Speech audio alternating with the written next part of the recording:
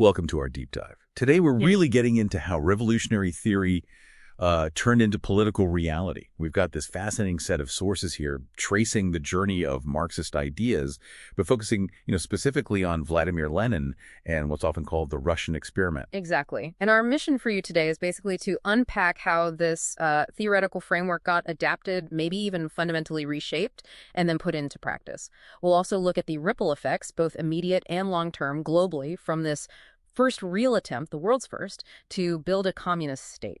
By the end, you should have a pretty quick but thorough understanding of this really pivotal moment in the 20th century. Okay, great setup.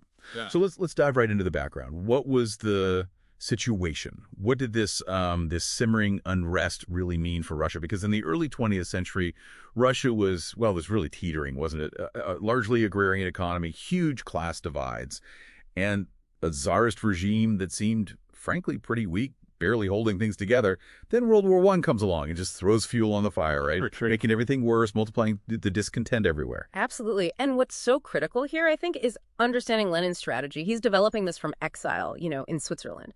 And it's a significant departure from classical Marxism. So traditional Marxists thought revolution would come from advanced capitalist societies, developed ones. Lenin, though, he argued for something different. A vanguard party, this disciplined, politically conscious group that could actually force the revolution, speed it up. Even in a place like Russia, which was more semi-feudal, where capitalism wasn't fully mature, that was a huge reinterpretation. Right, so building on that vanguard party idea, which is crucial, Lenin also put his own spin on other core Marxist concepts, didn't he? How did his ideas about, say, imperialism and this thing called democratic centralism fit into his new revolutionary plan? Yes, definitely. His work from 1916, Imperialism, the highest stage of capitalism, it's key. Yeah. He basically argued that capitalist nations kept themselves stable, avoided collapse at home by exporting exploitation to colonies, shifting the burden outward. So this meant revolution wasn't just about class war inside a country, it was also about global anti-imperialist struggle. It linked those two things. And democratic centralism, well, that was the organizational principle. The idea was fierce debate within the party, but once a decision was made, absolute unity in action. Everyone falls in line, designed for efficiency and revolution, you could say, but, it also baked in a way to shut down dissent later on. And you see these theories translate into action incredibly quickly. October 1917, the Bolsheviks move, seize control in Petrograd, taking over crucial spots like post offices, train stations. Yes, the actual takeover in the capital was surprisingly fast. Relatively little bloodshed right there and then. Of course, the real brutal fight was the Civil War that came after, but that initial political move was sharp, decisive. And those slogans they used, Yeah. they were so effective, weren't they? Peace, land, and bread. And all power to the Soviets. Yeah. They weren't just words. They tapped right into what people desperately needed at that moment and sort of framed the revolution as both socialist, yes, but also deeply anti-imperialist. And that really sent shockwaves, both fear and hope around the world. But taking power is one thing, holding it is another. To survive the Civil War, that devastating period from about 1918 to 22, they brought in war communism. Now, militarily, under Trotsky, it worked. The Red Army won. But it was incredibly harsh for ordinary people, wasn't it? Yeah. Oh, absolutely. War communism was extreme. It was a wartime measure, really. Nationalizing all industry, forcing peasants to give up their grain, banning private trade entirely. And yes, the Red Army eventually beat the White Armies, who even had some foreign backing. But the cost, economically and just in human suffering, was enormous.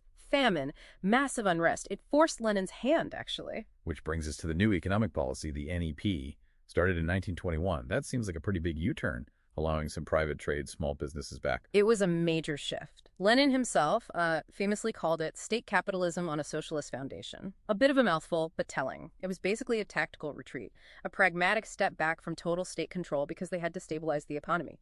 They needed to regain some popular support after the horrors of war communism.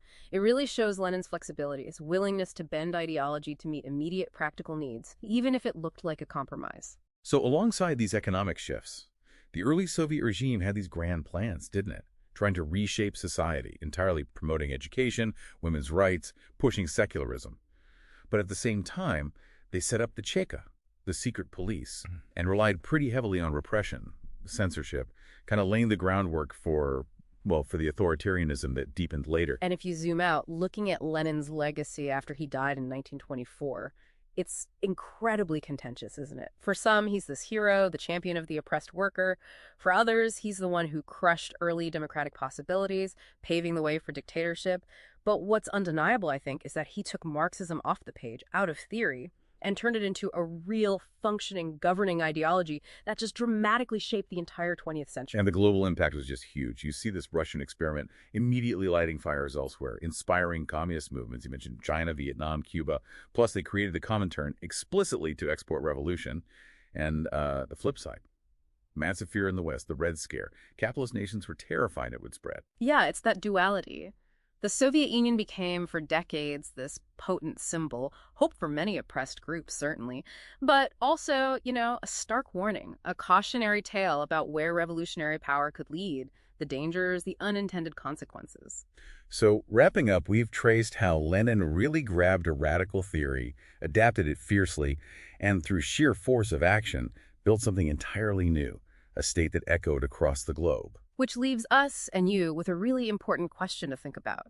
How did those initial decisions, those foundational choices made during this experiment, especially maybe those pragmatic yet ideologically tricky compromises like the NEP, how did they resonate throughout the rest of the century, often in ways that went far beyond the original goals of the revolution itself?